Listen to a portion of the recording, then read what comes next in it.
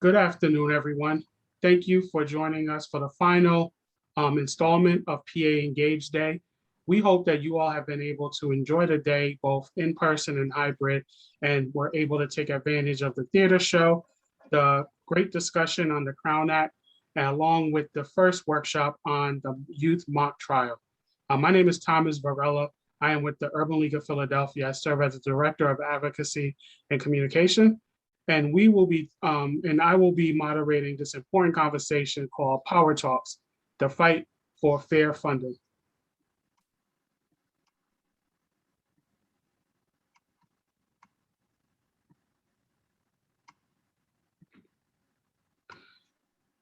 Today we have our panelists who will be here to talk about the importance of the lawsuit, provide a little bit of history of the lawsuit, and more importantly, highlight why this lawsuit is critical to Black and Brown communities.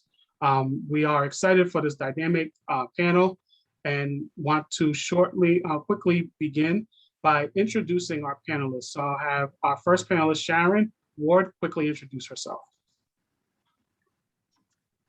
Thomas, thanks very much for inviting me. I'm really happy to be here with you today, and thanks for spending your Saturday fighting for and learning about and embracing and planning for the things that we all care about. My name is Sharon Ward. I am the policy director with the Education Law Center of Pennsylvania. The Education Law Center is a legal services group that provides support for individual students as well as impact advocacy. And we work very specifically to ensure educational access for students who are the most in need and most at risk.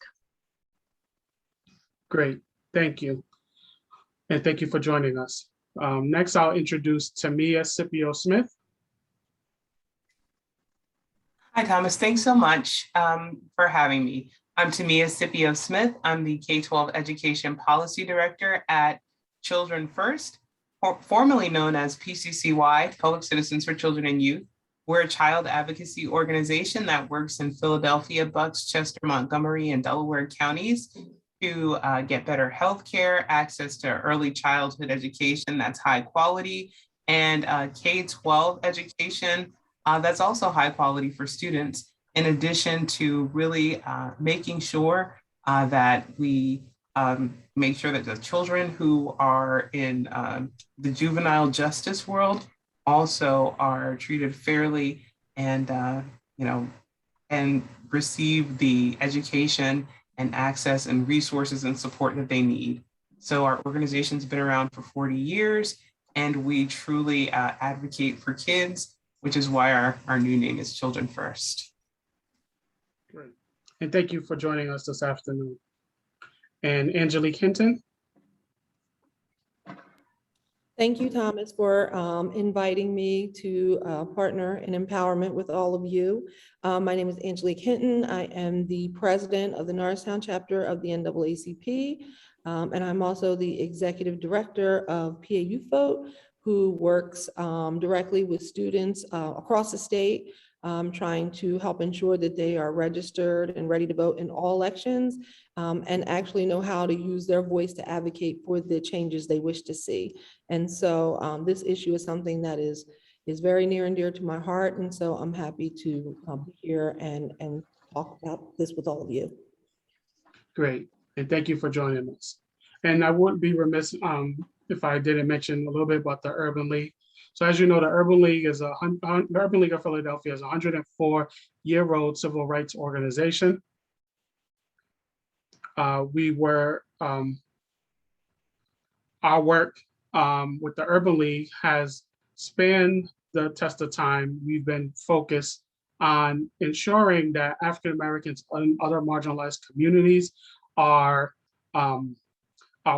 moving into the middle class and beyond. Our work is to ensure that African Americans and other marginalized communities are accomplishing the economic empowerment and the needs of their families. So we do that through housing, helping people buy their first house, helping someone get a good paying job, helping someone start a small business, helping our community understand the importance of childhood health and immunization, the importance of voting and being an engaged citizen, which is why we are here today when we think about PA Engage Day, and the importance of us as all citizens being part of this work to ensure that we are understanding the issues that impact our community.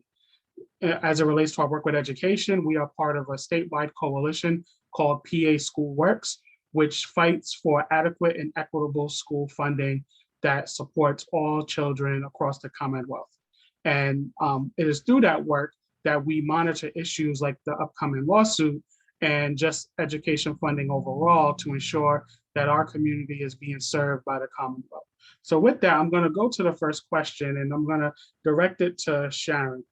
Sharon, if you could provide a little bit of a broad overview of school funding in Pennsylvania, help us kind of understand what does school funding look like in the Commonwealth of Pennsylvania. Sure. Thanks very much, Thomas. I'm happy to do so. And I don't want to get too budgety on people, so I'll try not to.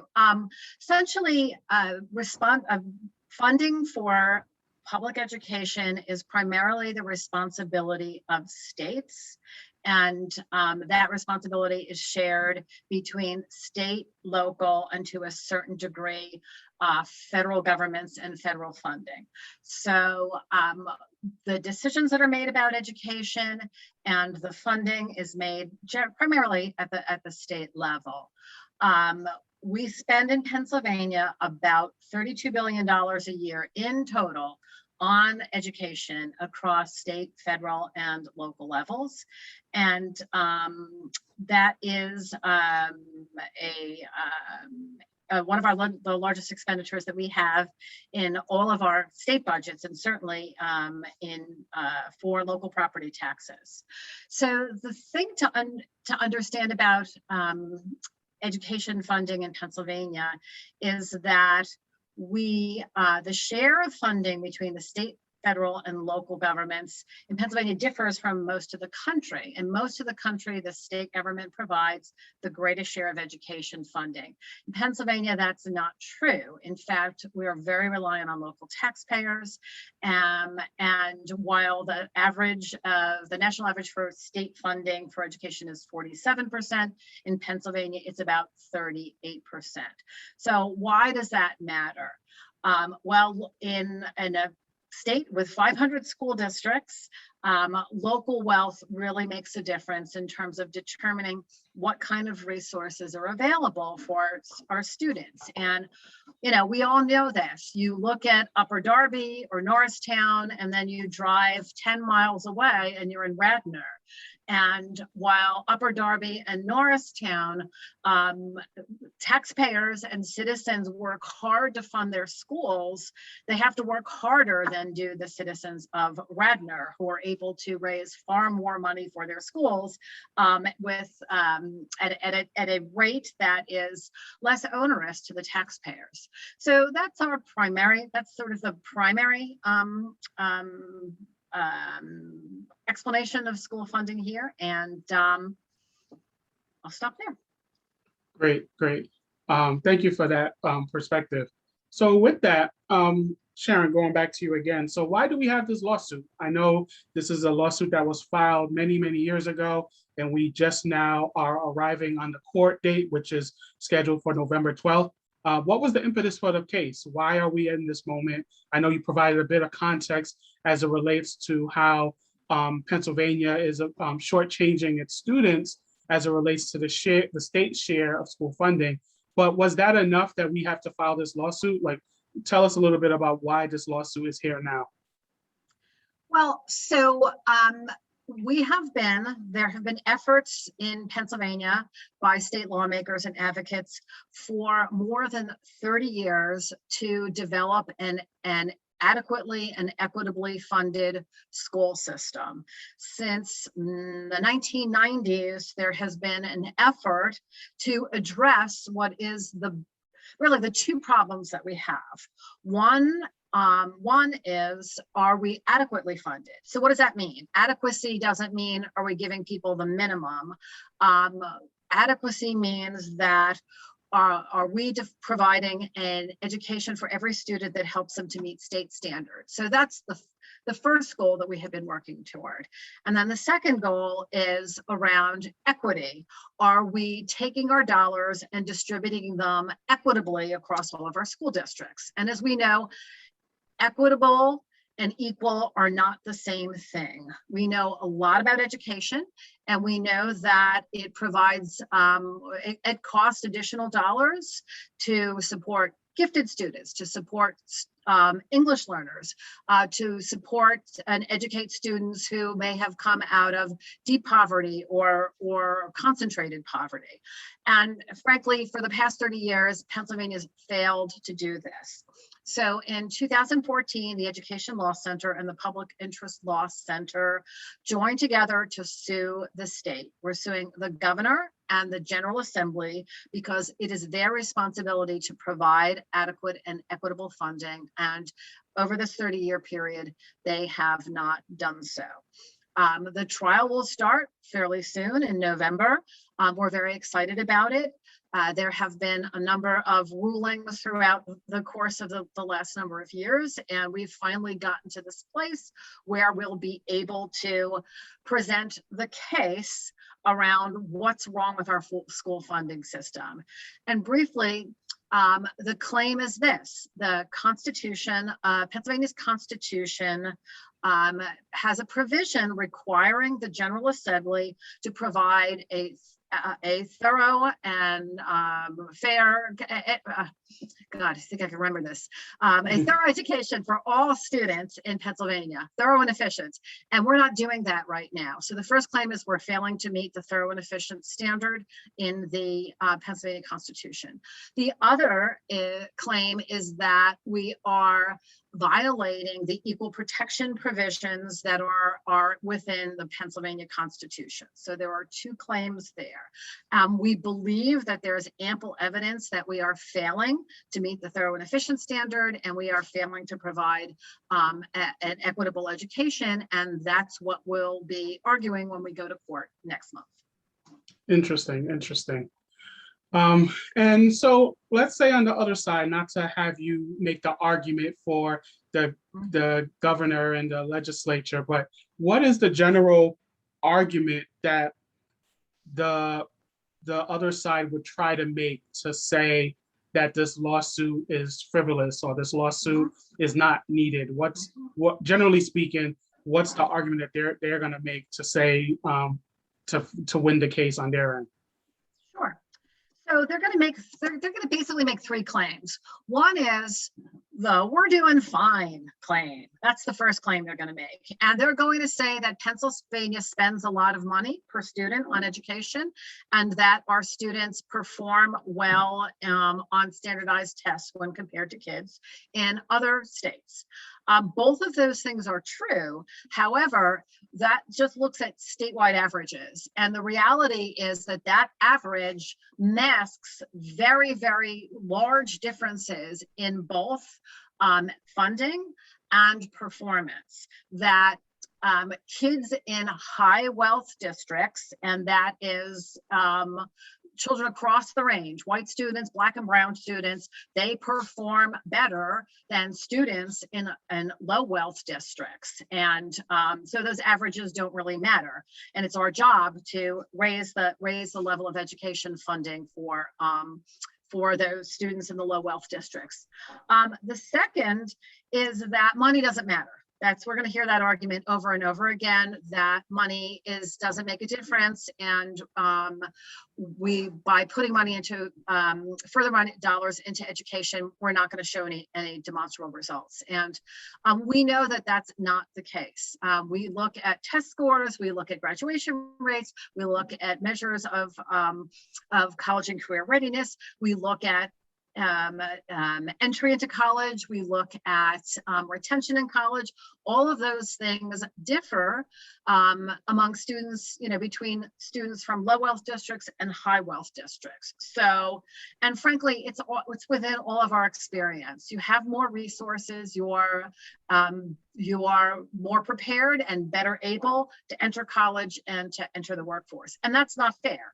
We believe it's the General Assembly's responsibility to provide a thorough and efficient education, but in fact, it's also our collective responsibility to ensure that every child can achieve their dreams and can make a great living, and we're failing to do that.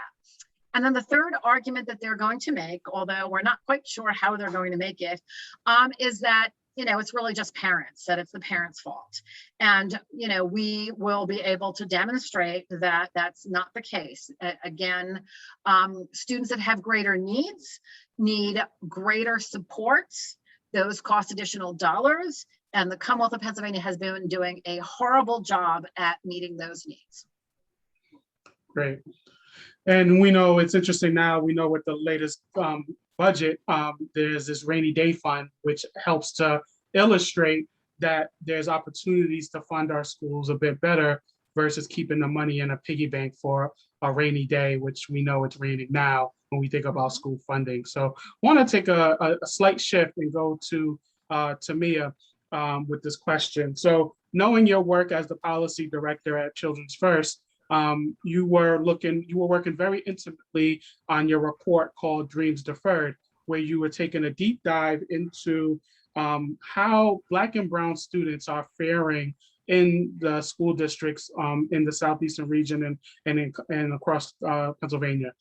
Could you provide us with what you saw from your report as it relates to, like, what does education currently look like for Black and Brown students across the southeastern region and or the Commonwealth? Well, it's a very different experience for students of color in school districts. And so specifically, I looked at how kids in the suburban school districts that are around Philadelphia are doing. And when you look at what environment they're experiencing, there are a number of factors that come into play that seem to have a different impact on them. For instance, we know that Black students are 3.5 times more likely to end up suspended, 2.7 more times likely to end up with law enforcement involved in discipline for them for whatever reason. What was shocking about those statistics was that it was pretty consistent across county and pretty consistent across school district, with no real explanation as to why that was the case. When we looked at other, so that goes into school climate, like how are students experiencing the day in school and why does it look different for them? But then we looked at the access to not only high quality courses, but like courses like that you'll need if you're thinking about going to college or if you want to be a well-rounded student, like honors courses and AP courses. And what we saw was, given the share of students enrolled in any school district, again, consistently, students of color, specifically Black and Hispanic students, were under-enrolled in 92% of those school districts. Meaning, if you were looking at the share of students in the school of color, given their share of enrollment, you would anticipate that their level of being in AP classes was higher than what we saw. And we, of course, know that relates to funding. And Sharon touched upon it, but in school districts that had a higher concentration of students of color, in fact, the highest concentration of students of color, they were much more likely to be school districts that were chronically underfunded school districts. And while it may not seem like a lot, if you're thinking the difference of $1,000 per student here, $1,500 per student there, when you look at it over time, you end up with tens of thousands of dollars difference in a classroom, hundreds of thousands of dollars difference in a school, and millions of dollars difference in amount that you can spend on students in a school district. Obviously, if you have students that need resources and need tools to do really well, a difference of $1 million and millions of dollars is significant. And what we truly saw was, at the height of the pandemic, the students suffering because no matter, resources couldn't come fast enough. And 1 year of resources certainly doesn't negate decades and decades of underinvestment. So students, of course, all of those things together don't make for an ideal environment for students of color. But what we see is what, Sharon touched upon. There's this gap.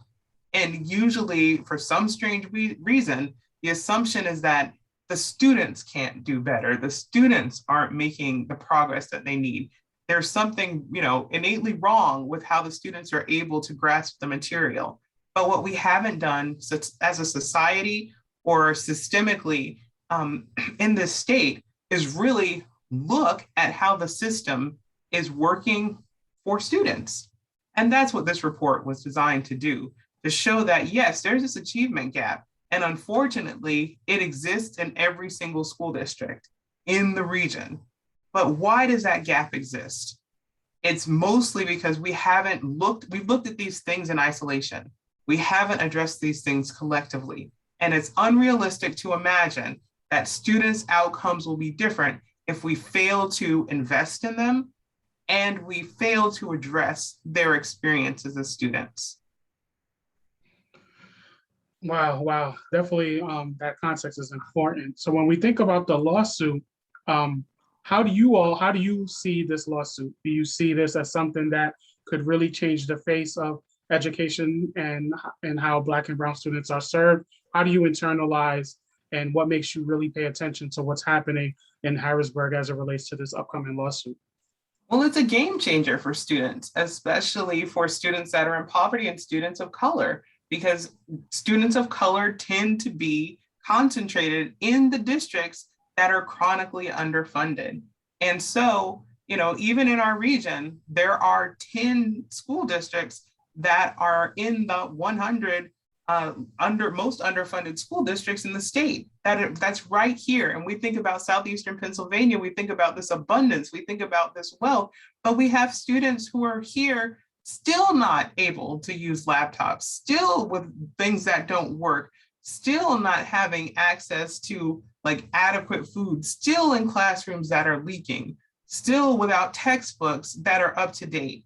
And with an influx of funds, or when the state is asked and hopefully ordered to do what it needs to do to rectify this situation, that eliminates another generation from experiencing this trauma, this underinvestment, and this really an abomination as to how we educate our students. So I guess when you think about the work that you're doing, to me, in the community, when you engage with parents, and I'll be also going to Angie with this question as well. How do you think they view education funding and education more broadly in PA? I think they know it's not fair, right? It shouldn't be that I spoke to some parents today about what their students are experiencing, and it was really heartbreaking. Because what they're saying is their children should be getting these things. They should be able to go into a classroom, with proper ventilation, or they should be able to go into to school and have, lunch available for them, or they should be able to go into a classroom that's not under construction. So it's not as if the parents are not engaged. It's not as if the parents don't know what's going on. What they do know is that their experience of, inadequacy is routine. They say, this is what I experienced. This is what my parent experienced. This is what my kid is experiencing. Clearly it's not right. Clearly it's not fair. My child deserves a better future. I really am at a loss as to what else I can do. Who else can I talk to? How do I change the outcome for my child? Because he, she, they have so much potential. So parents want to be engaged. They want to see change, and they believe their children deserve better. And they think that the state has to step up its game and do better. And Thomas, if I could just jump in on that, because I think to me, you made a really important point. A lot of times parents will look to their local school districts and their local school boards and will blame them or put some responsibility on them for failures. And in some instances, there are decisions that are made that aren't good for our kids. But we want people to understand that the responsibility for funding comes from the state, and that in many instances, your local school district is just dealing with the resources that they have available to them, and that the responsibility lies at the state level for just failing to provide what the school districts need, so that when a parent comes in and says, this is what I need for my kid, that the teacher or the principal or the superintendent could say, we can do that for you. I was on actually one of my PCCY roles. I used to work with PCCY. I worked in early childhood, and there was a superintendent from one of the school districts. I think actually it was Radnor, and he said, I have 40 kids who are really at risk, and I have 2 programs for every one of those kids. Won't we wish that every school district had a system that identified what each kid need and was able to provide multiple resources, and whether that's a learning difference, whether it's a gifted or accelerated program, but we just don't have that. That's just not available to every child, and that's why we're suing the state. No, definitely. And that's and it's really unfortunate when you bring those clear examples when we talk about resources and the opportunity to get access to those resources, because a lot of times it is those additional resources from parents or from school districts that can sometimes make the difference, because you're able to supplement what you're getting in the school system. Because we know the school system's doing its best to try to educate all of the students, but we know it's really about sometimes those additional supports that parents from wealthier districts are able to provide, which helps to create those inequities and create those outcomes that end up not being as the outcomes that we're looking for the lower income students. So Angie, want to bring you to this conversation a bit and ask you that similar question, knowing that your work in the community with NAACP is paramount in terms of bringing the community to these spaces and ensuring that Black and brown communities are having their needs met. So when you're talking to parents in the community, how do they view education funding and education more broadly in PA? So I'd say much like Tamia described. So, I grew up poor, right? I grew up in Norristown School District, poor. And so this is what we've always experienced, right? And so we kind of just think this is, a lot of times we know it's not fair, it doesn't feel right, right? We know our kids are not getting what they need, but they don't really understand the issue, right? Like they don't understand necessarily the earlier point, how schools are funded, right? They don't understand necessarily who's responsible for funding schools. And so in Norristown, a lot of times you will see parents very frustrated with the school board about property taxes, right? Or you'll see parents or people in the community who are very frustrated about property taxes that don't have children, right? And so when I start to engage on this issue, sometimes I'll come across people in the district that don't have children, and I'll say, this is a real serious issue, and we'll start to talk about it. And they will say, well, why does this issue impact me? And so then I'll immediately go to, well, how are your property taxes? And then their response will be, they're very high. And then I can kind of approach the issue. So it's really, you have to understand, I think these people in these communities, I was very much one of them, right? The community has been under-resourced. The school district has been underfunded for so long that they have kind of given up, in a sense, for like the political system to resolve these issues, or sometimes they don't even understand they play a role in it, right? Mm-hmm. And so, trying to help them kind of re-engage and understand, this is a policy issue, along with a lot of the other things that keep their communities oppressed, right? And trying to bring them back in and helping them understand why they should care about this issue and how big of a problem this really is. This is not, this doesn't have to be what we just kind of settle for, right? But trying to get them to re-engage and kind of understand, me and you had a conversation, I think a few months back, about who gets to smoke, right? But like helping them understand who's responsible for the things that are affecting their lives, and then trying to connect those dots for them. Because it's really sad. I mean, and it could be something that we see as little, right? Like, so it's like in our community, there's a lot of Spanish speaking students, right? So we don't have enough interpreters in the district, right? Things like that really play a big part and really put those students behind. And so just trying to, like, again, help them connect the dots and get them re-engaged and join us in the NAACP to push, our legislators to fight harder on this issue. So with your work, when you are engaging with community education leaders and other stakeholders, politicians and others, what do you hope that they understand regarding engaging with the community, right? Because we know not everyone is always in this fight. There are sometimes stakeholders that are policy wonks or educational advocates. And in many cases, we hope that they have the best interests of students.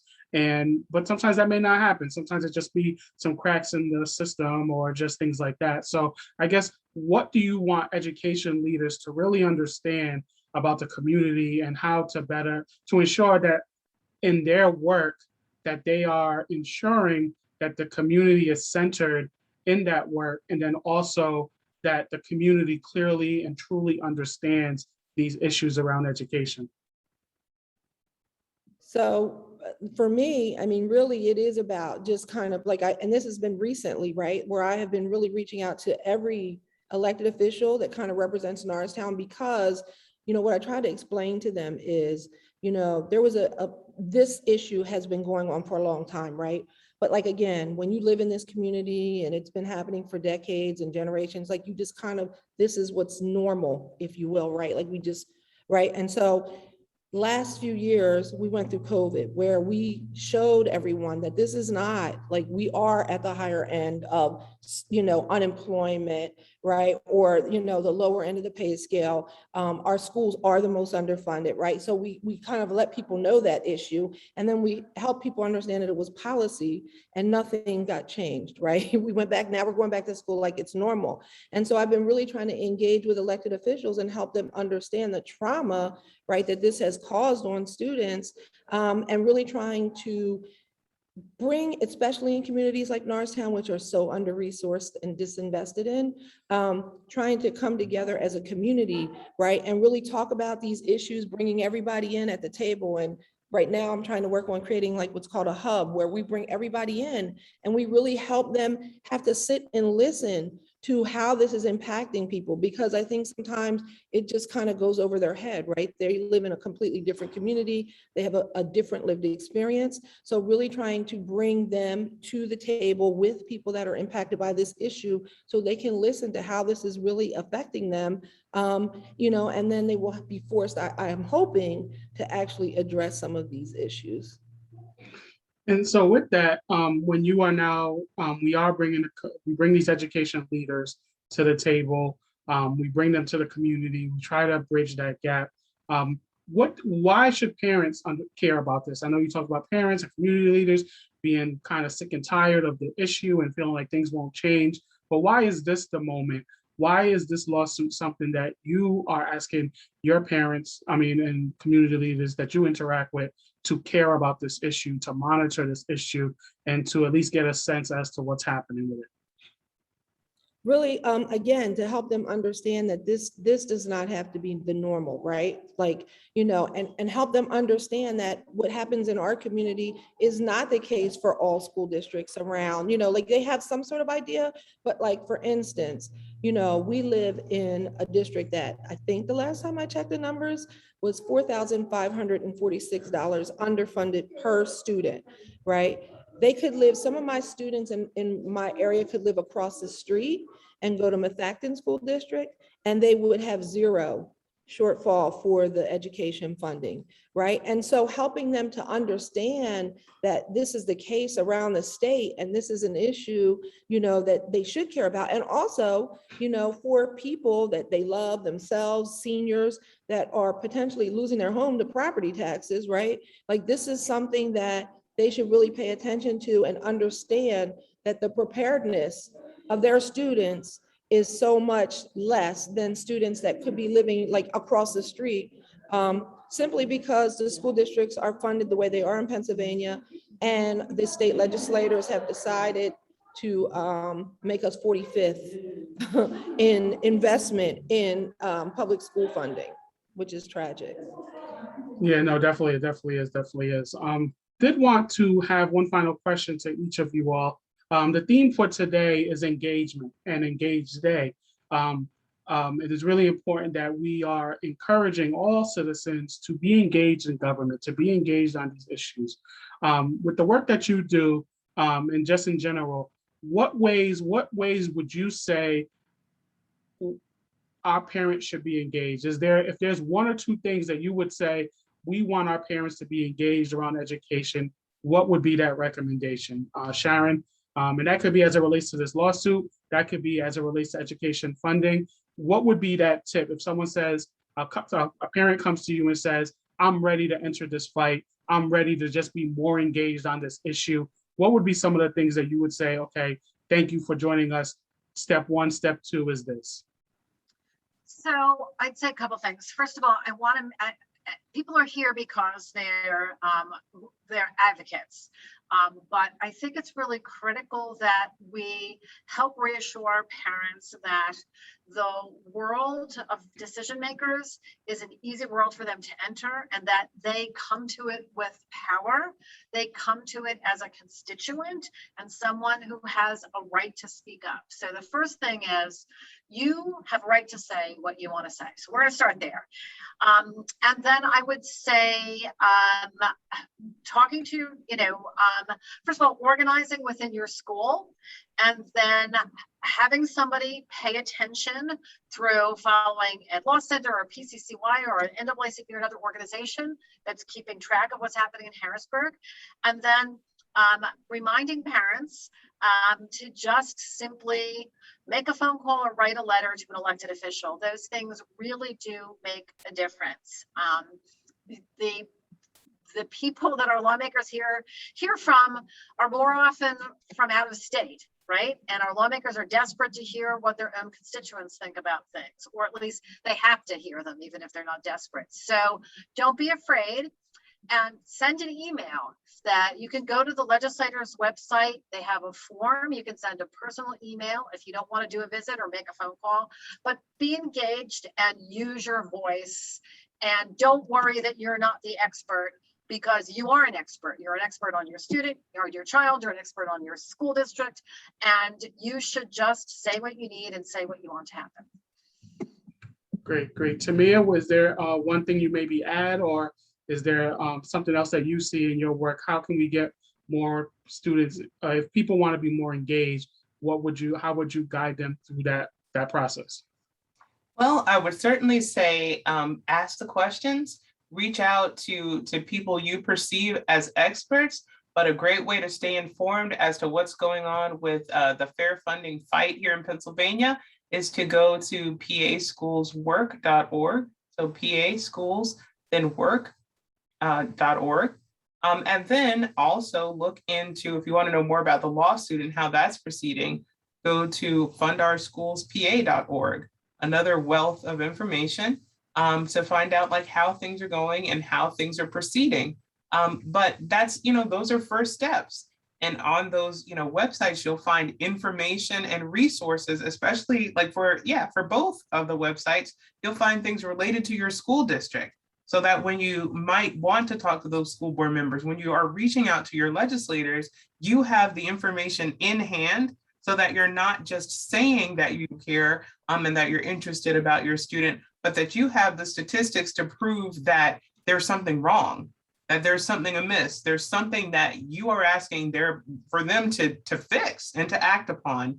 And it gives you, in addition to the power that Sharon spoke about, it gives you knowledge and information that is a tangible thing that you can hold them accountable for changing. Great. And Angie, is there anything else? I know you do this work day in and day out. How do you, if parents come to you, new parents come to you, or NAACP chapter, how do you bring them together? Really just, again, trying to, one, help them, remind them, right, that all of these people that are making these policies work for them, right? These are elected officials.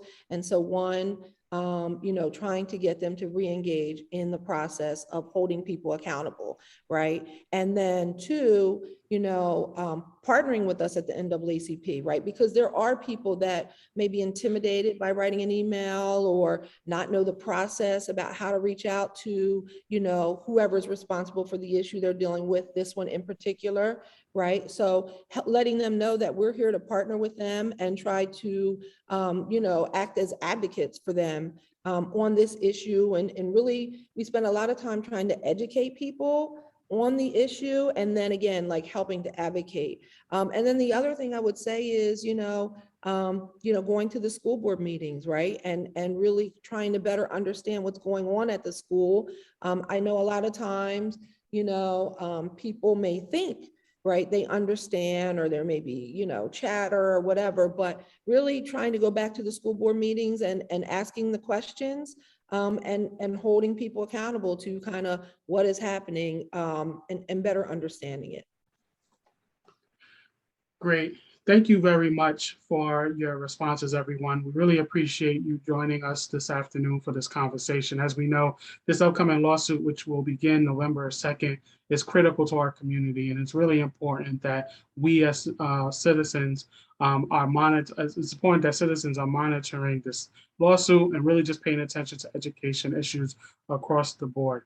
We want to encourage you all, the listening audience, to follow the Education Law Center, Children First, the Norristown NAACP, including the Urban League, Community Hero, and all the organizations that are doing great work to ensure that citizens are engaged.